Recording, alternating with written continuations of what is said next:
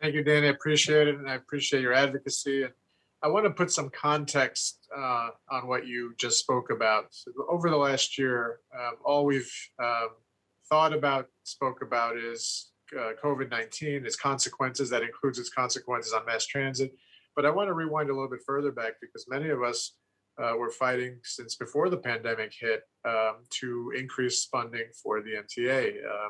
It has been underfunded for years. It wasn't that long ago that the daily stories were about subway breakdowns and things that were falling apart as it relates to our subways and buses. So this was a need that predates the lack of ridership and the lack of revenue that the lack of ridership caused over the last year.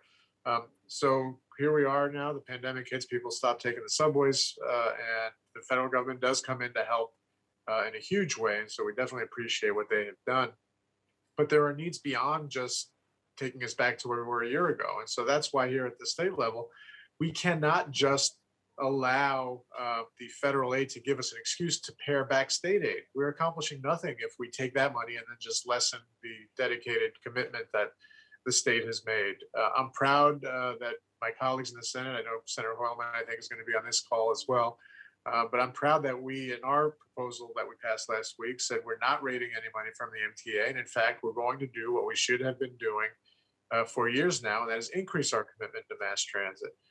It is especially important now because if we're going to get ourselves back to work, if we're going to engage in a robust recovery in New York, how are people going to get back to work? How are they going to get to school? How are they going to get to their doctor's appointments if they can't ride a functioning mass transit system?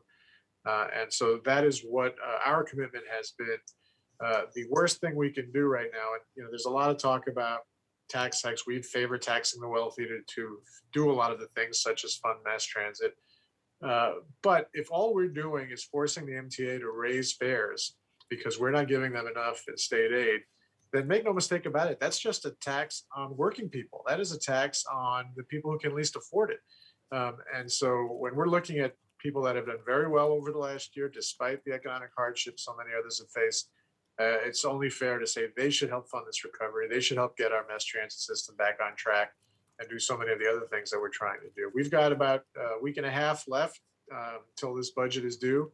And I know that the Senate, we're going to fight very, very hard to get our proposal over the finish line and make sure that we stop the raids and increase the assistance that we're giving the MTA, in addition to what the federal government is doing, so that we can finally get the MTA on solid footing going forward and give us a mass transit system we can be even prouder of. But Danny, I want to thank you. I know Rachel Faust is on this call too. All the advocates that have fought so hard. I see Rebecca Balin, an alum of this effort, now working on the revenue generation side. But there are a lot of people that have been putting a lot of work into this for a long time. And I'm proud to consider them partners in this effort. Hopefully we have good news within a couple of weeks. Thanks so much.